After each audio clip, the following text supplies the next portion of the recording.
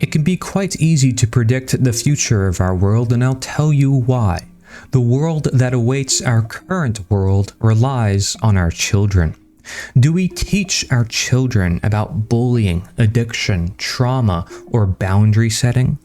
These, we may say, are quite important to their development, to their own self-discipline, to their individuality, to them not being controlled by another, but rather seeking their own entrepreneurship in spirit to pursue their own life dreams. Can people do that in today's world? Well, do we teach our children how to think for themselves, practice self-ownership, or have self-reliance as taught by abolitionist Ralph Waldo Emerson?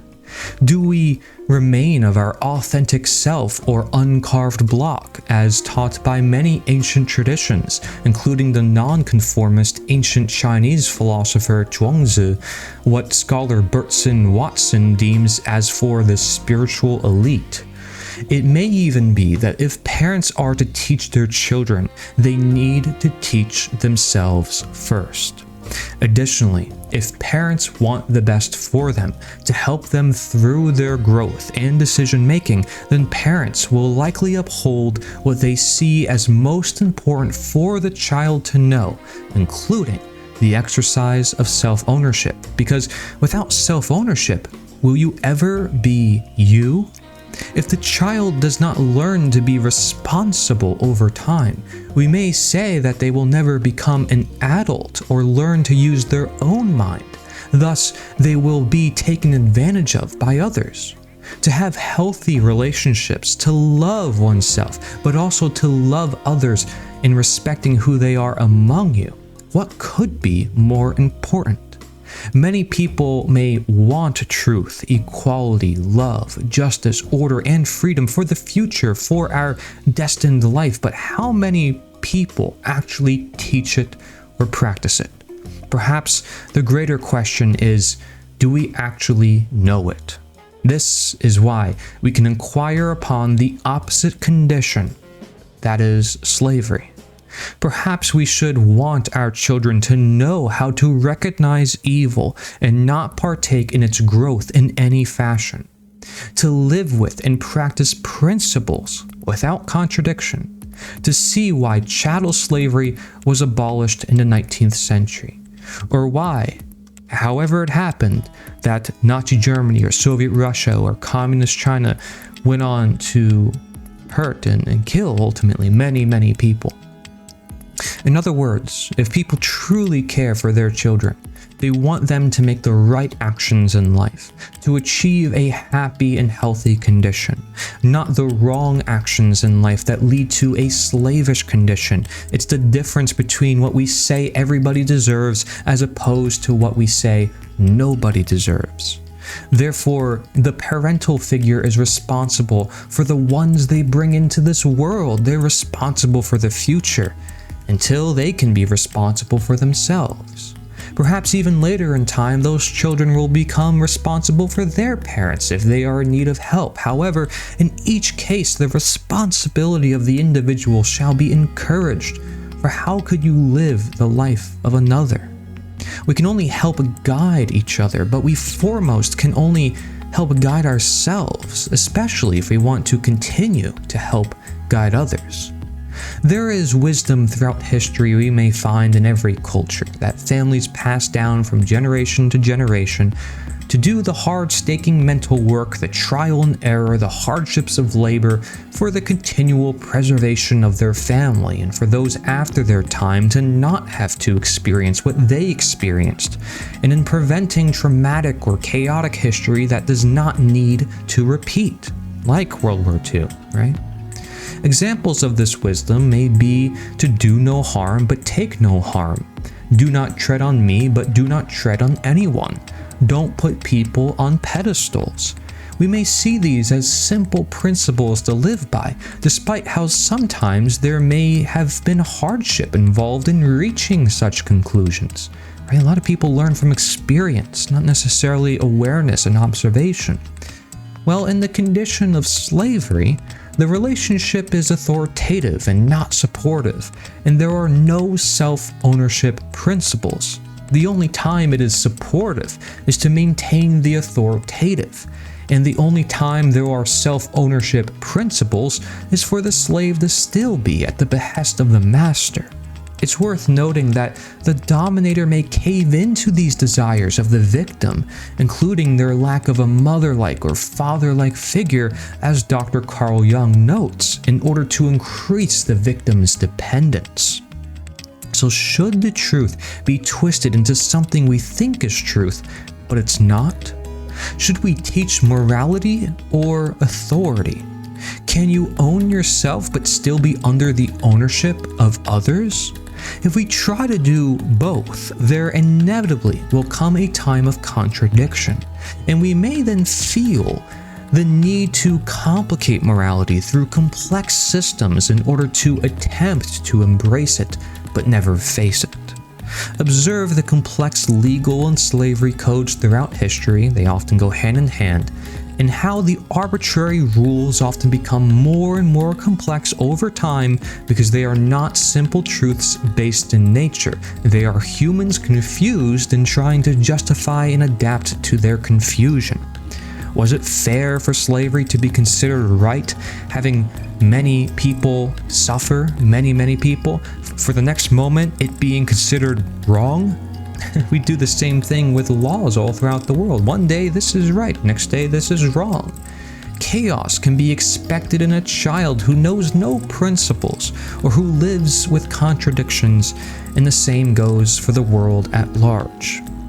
So I mentioned we can predict the future. It's based on these mere principles. It's based upon this mere observation of what are the children learning in their schools? What is the school system based on? Is it teaching authority or is it teaching morality? Is it teaching individual thinking or is it teaching the student to follow orders from an authority figure or do what they are told? And I'm afraid that it's the latter. People are told to do what the authority figure tells them to do. And as a result, we are increasingly living in a more tyrannical world, a world in which people feel like they don't know themselves and they are lacking control. They don't know how to get it back. They never know what it looks like. And just like a slave on a plantation, if I'm going to go to that extreme end, they don't know what freedom is, and so they maintain their slavery, and any change to their slavery is not really abolishing their slavery, not really getting to the root cause, but rather just symptom management, because they don't believe in themselves. They don't believe they could truly be free. They don't know what it is, and so they fear it. They fear what they don't know, and they also fear it because of the consequences that might ensue, even though they greatly outnumber those who control them. And so it's this dynamic that we are going to struggle with time and time again in history, and that's why it's no surprise for that to be our inevitable future, especially with the rise of AI and technology, and those tools potentially being used on populations or used by populations to gain knowledge against those in power. Either way, this struggle has gone on and will continue to go on until people get to this root cause, which is an understanding simple self-ownership, simple truths of nature that are beyond these complex systems that we have created.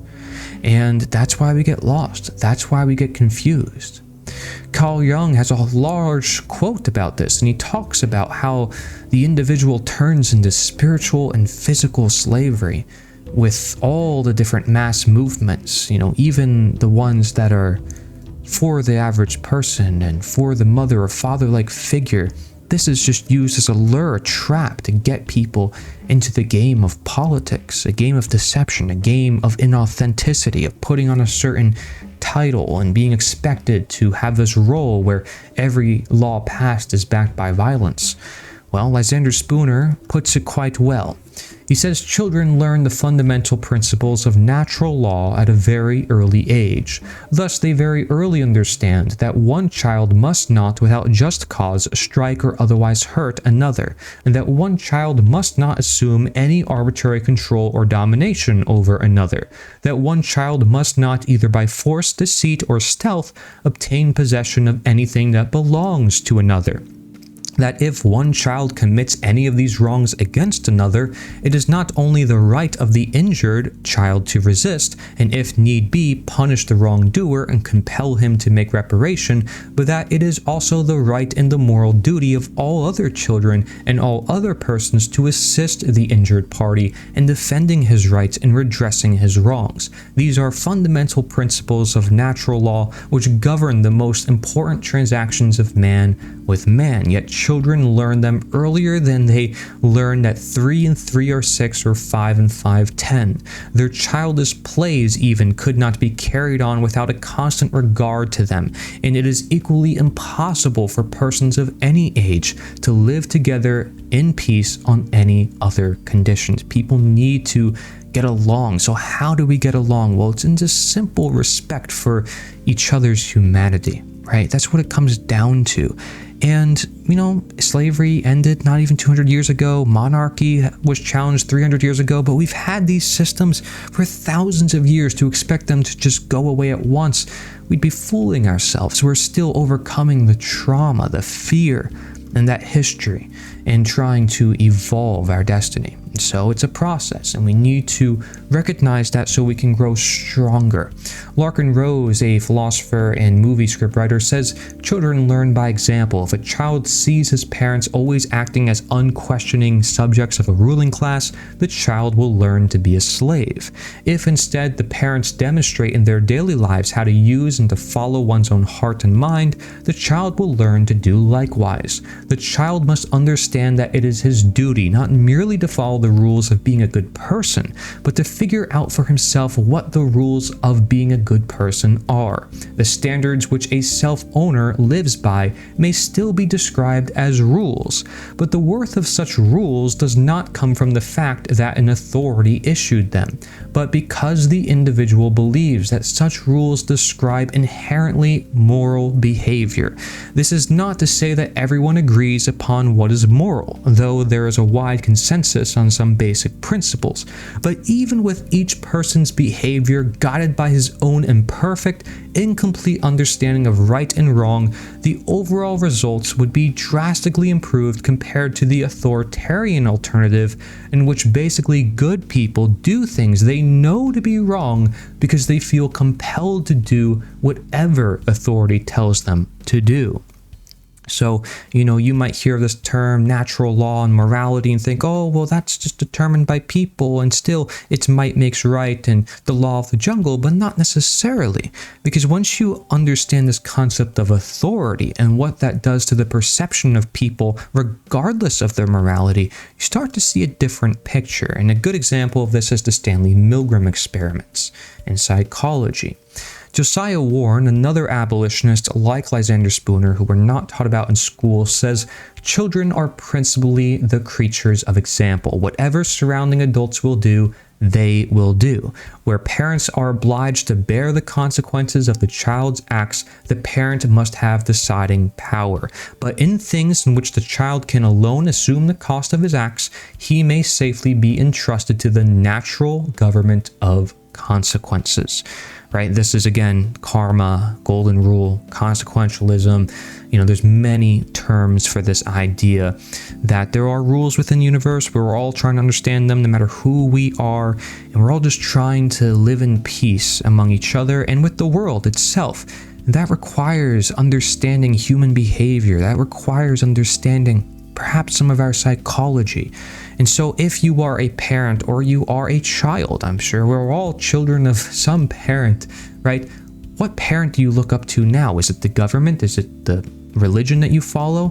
What do you truly look up to? Perhaps it is truth, it is God, it is nature, it is morality itself. And how far do you stand on that? Are you contradicting it, or are you consistent with it?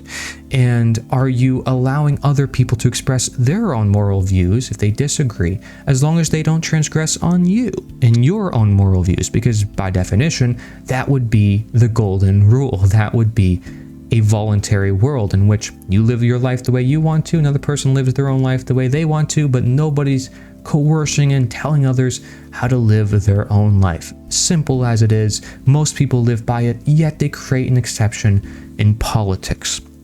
And when our children are going to a government school, we may have to ask ourselves, is that truly going to help their education? That's what's wrong with our teaching at present. We take reading instead of being an art, as if we're learning the tool subject. But this isn't at all how a person learns, because the person learns by an intrinsic need or reaching out. And what you reach out to is what's interesting. And if the text isn't interesting, then why bother?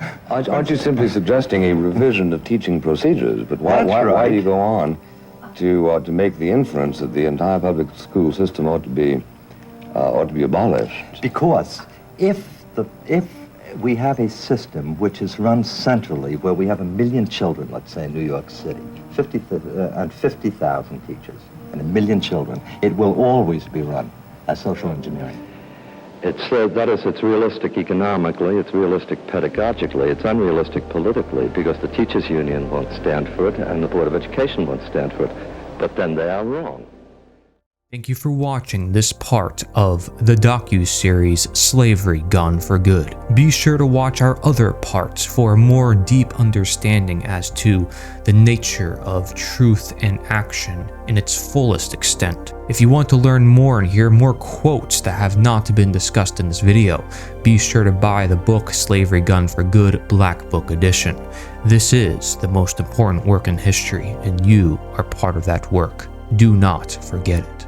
As Frederick Douglass, former slave and abolitionist, said, "Knowledge makes a man unfit to be a slave."